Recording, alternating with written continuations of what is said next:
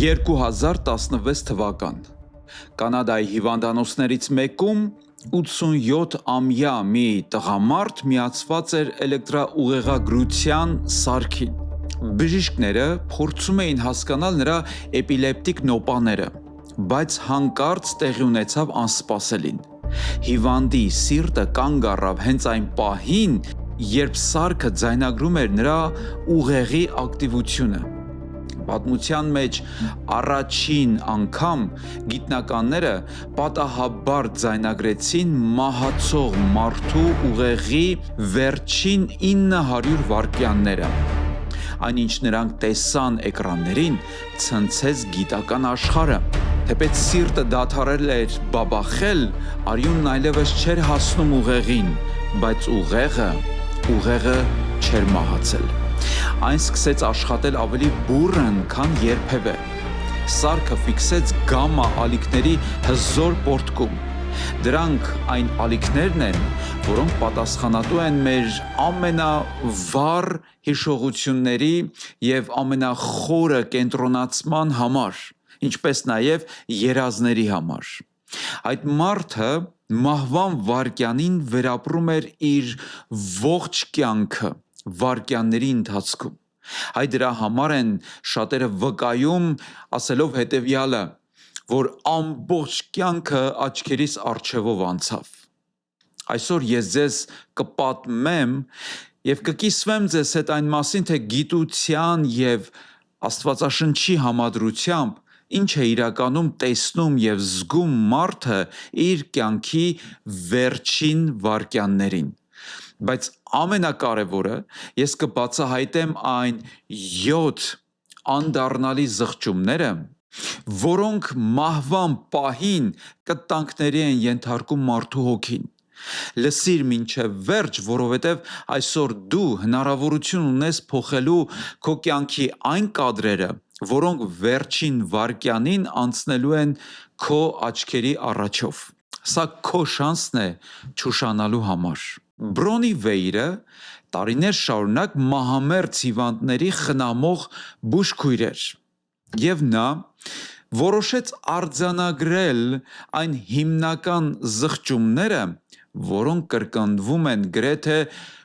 բոլոր հիվանդների մոտ, մահացող հիվանդների մոտ։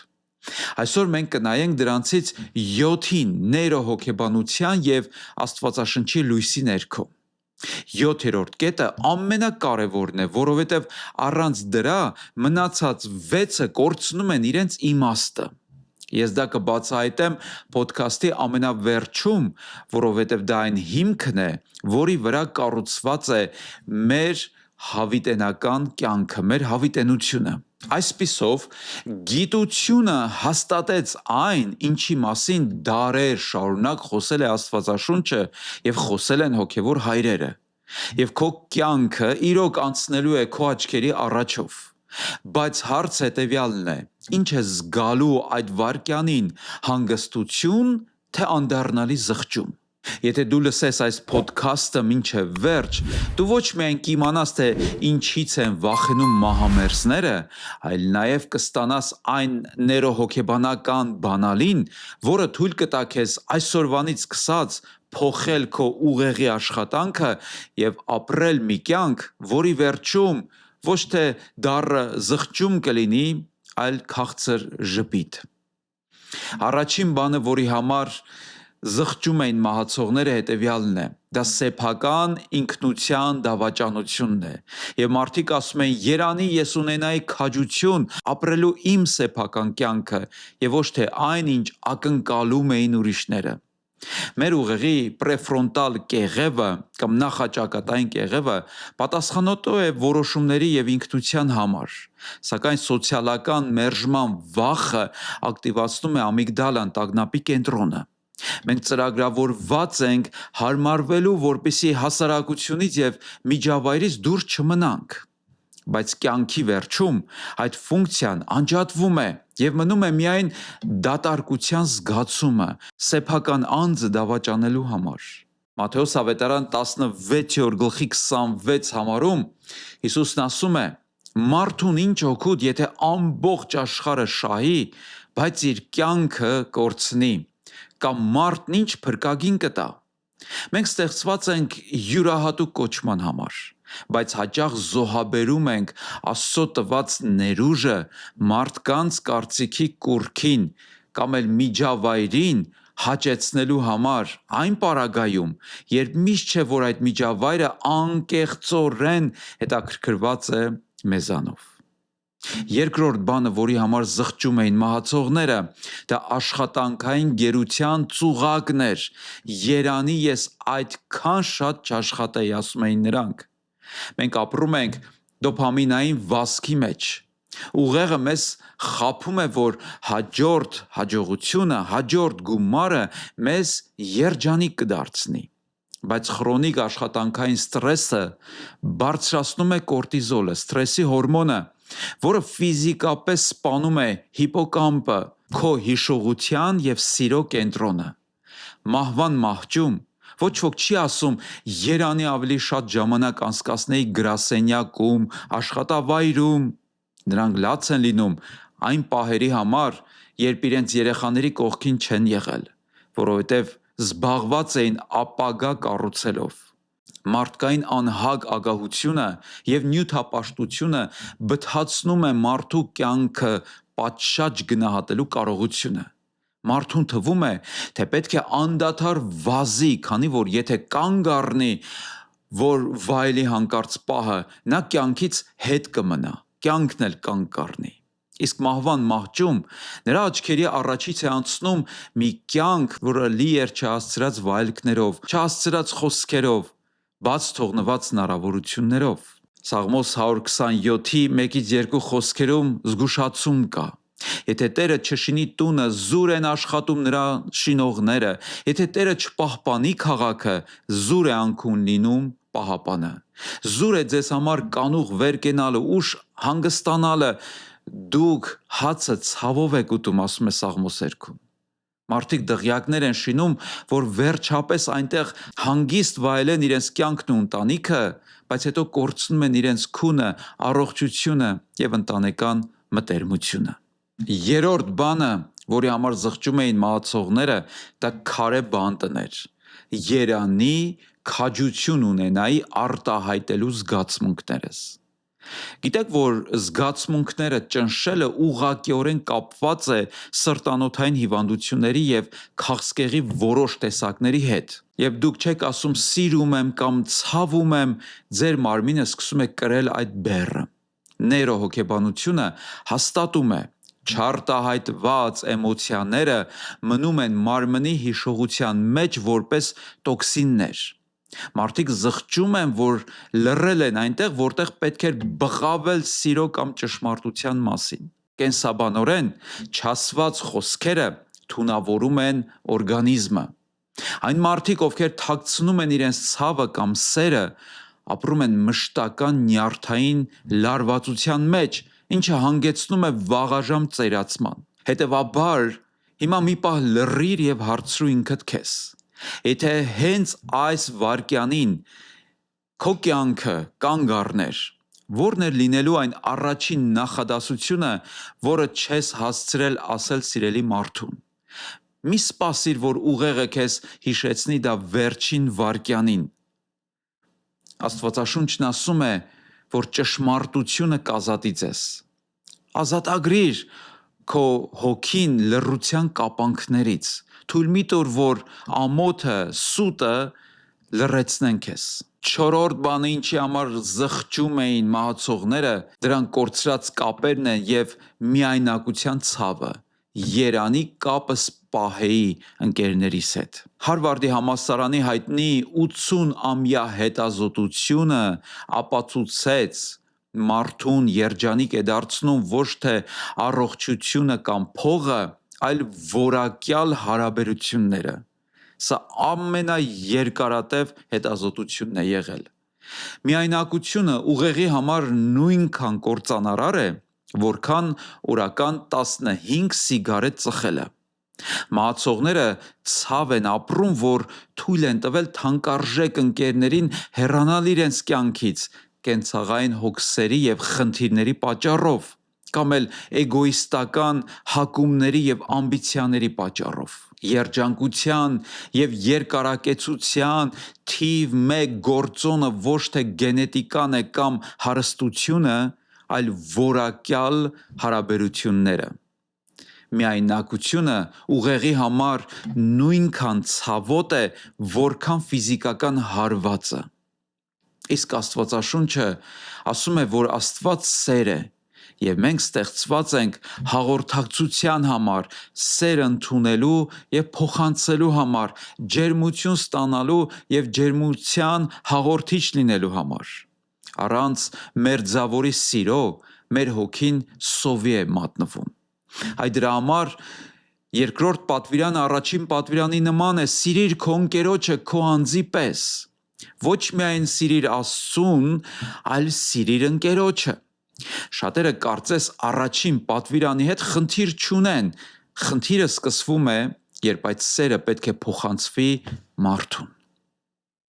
5-րդ բանը, ինչի համար զղջում էին մահացողները, դա չներելու մահացու բեռն էր։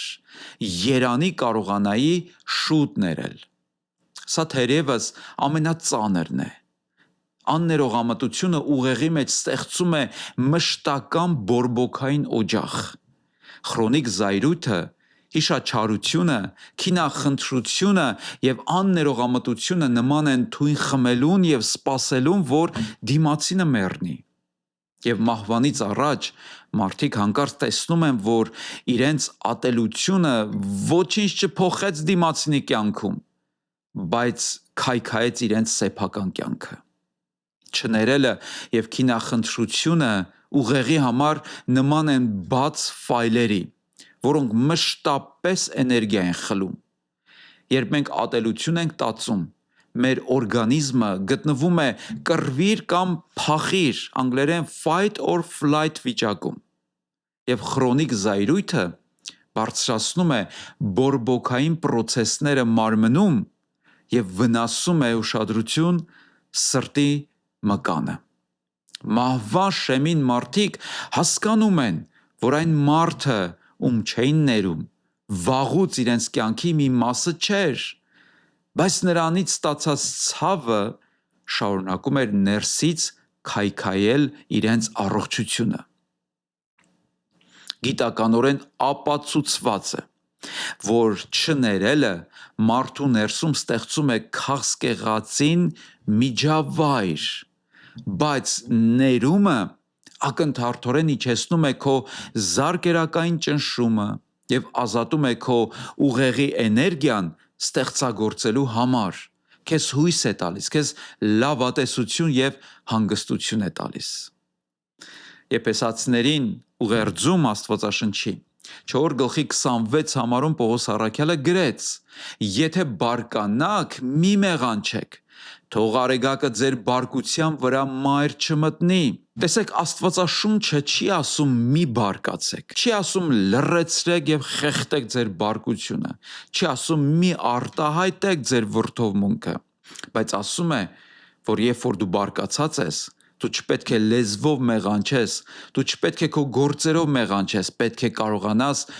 ճիշտ կառավարես, կառավարելի դարձնես քո հույզը, որովհետև եթե դու չտիրապետես քո բարկությանը, քո բարկությունը քեզ կտիրապետի։ Եթե դու չտիրապետես քո բացասական էմոցիաներին, քո բացասական թունավոր էմոցիաները քեզ կտիրապետեն։ Հետևաբար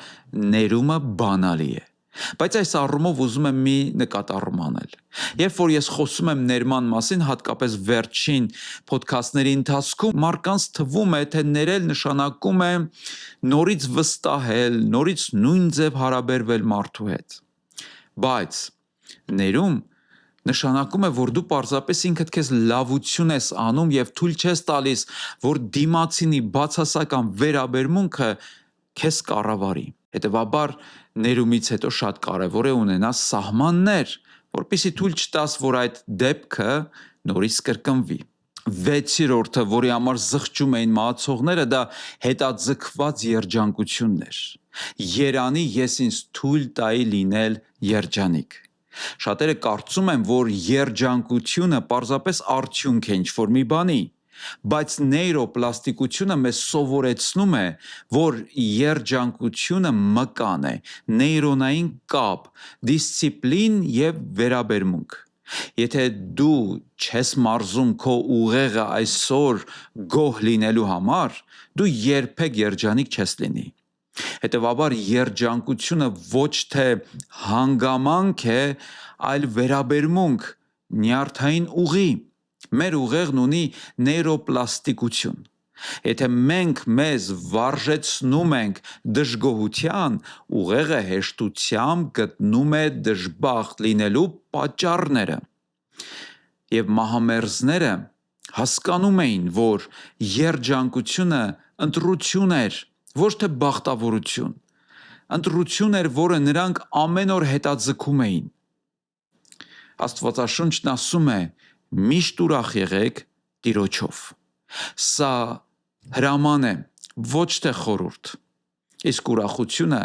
դա հանգամանքներից բխող իրավիճակ չի, այլ Աստծուց բխող, եւ այն Սուրբ Հոգու պտուղն է։ Եվ 7-րդը, որի համար զղջում էին մահամերձ վիճակում գտնվող մարդիկ, հետևյալն է. դա հոգու անտեսումն է հանուն մարմնի։ Երանի ես ավելի շատ ժամանակ հատկացնեի հավիտենականին, քան ժամանակավորին։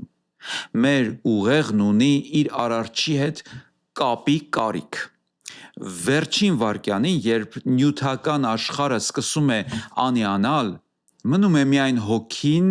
եւ հոգեվորը։ Ամենամեծ սարսափը մահվան հետ դեմ առ դեմ դուրս գալն է,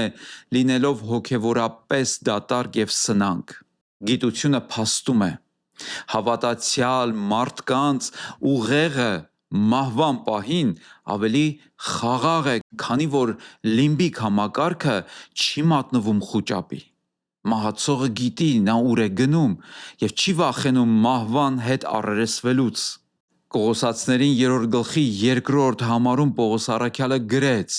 «Վերևում եղած բաների մասին մտածեք եւ ոչ թե այն, ինչ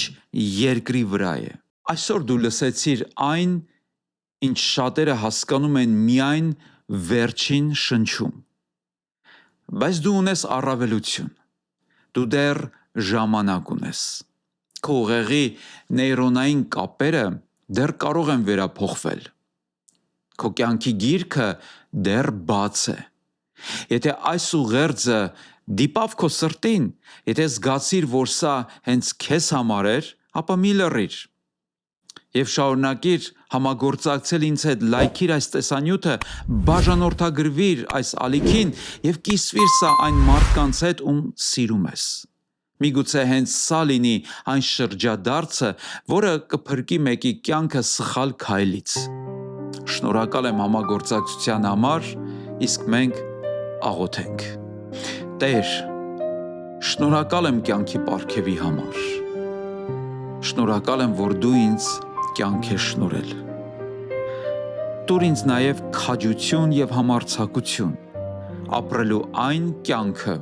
որը դու նախատեսել ես ինձ համար։ Տուր ինձ ուժ, որ չզոհաբերեմ իմ կոչումը հանուն մարդկանց քմահաճույքների,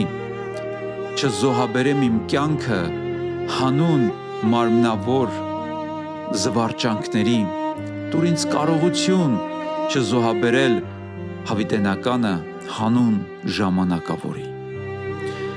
Շնորհակալ եմ, որ քո Սուրբ Հոգով